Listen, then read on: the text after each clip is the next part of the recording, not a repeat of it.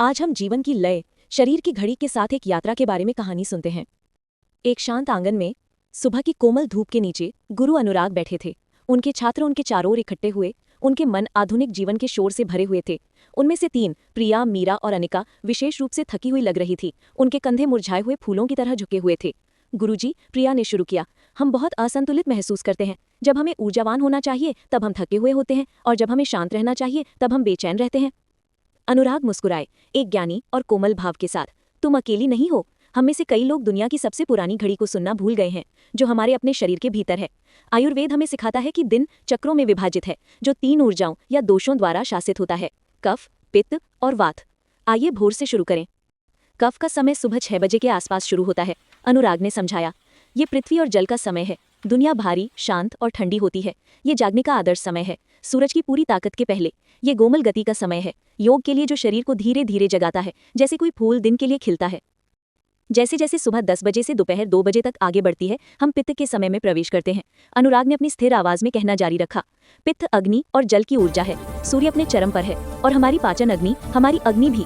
ये वो समय है जब हमारा शरीर दिन का सबसे बड़ा भोजन प्राप्त करने और प्रसंस्कृत करने के लिए सबसे अच्छी तरह से तैयार होता है। मीरा ने सर हिलाया, अपनी मेज पर अपने जल्दीबाजी में किए गए दोपहर के भोजन के बारे में सोचते हुए। अनिका ने कहा, और मुझे खाने के बाद हमेशा बहुत नींद आती है। पित्त के चरम के बाद दोपहर 2 बजे से शाम 6 बजे तक हम वात के समय में बहते हैं, अनुराग ने कहा। वात वायु और आकाश की ऊर्जा है। ये हल्का, रचनात्मक और गति से भरा है। ये वो समय है जब आपका मन सबसे अधिक सक्रिय और तेज होता है। ये रचनात्मक कार्य के लिए, सीखने के लिए, नए विचारों पर मंथन के लिए एकदम सही है। लेकिन जैसे जैसे शाम ढलती है, चक्र दोहराता है, अनुराग ने कहा। उनका स्वर नरम हो गया। शाम 6 बजे से रात 10 बजे तक कफ लौटता है, ऊर्जा फिर से भारी हो जाती है। ये आराम करने का समय है। एक हल्का रात का खाना, प्रियजनों के साथ कोमल बातचीत और शांत चिंतन शरीर को आराम के लिए तैयार करता है। फिर रात 10 बजे से 2 बजे तक दूसरा पित्त चरण आता है, अनुराग ने समझाया। जब बाहरी दुनिया सोती है तो भीतरी आग काम पर होती है। ये तब होता है जब आपका शरीर खुद को साफ और मरम्मत करता है। इस समय के दौरान जागते रहना इस महत्वपूर्ण प्रक्रिया को बाधित करना है। नींद शरीर की पवित्र कार्यशाला है। अंत में सुबह के शुरुआती घंटे 2 बजे से 6 बजे तक फिर से वात द्वारा शासित होते हैं। ये भीतर सूक्ष्म गति का समय है। ये तब होता है जब सपने सबसे ज्यादा ज्वलंत होते हैं और मन आध्यात्मिक विचारों के प्रति ग्रहणशील होता है। इस ब्रह्म मुहूर्त में जगना सबसे मंगलकारी माना जाता है। प्रिया, मीरा और अनिका ने अपने गुरु की ओर देखा। उनकी आंखों में एक गहरी समझ की सुबह हो रही थी।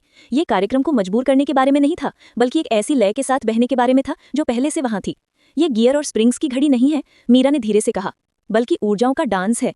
अनुराग मुस्कुराए, बिल्कुल, और तुम मेरे दोस्तों नर्तक हो। उम्मीद है कि आपको हमारा वीडियो पसंद आया होगा। इसे लाइक, कमेंट, शेयर और सब्सक्राइब करना ना भूलें।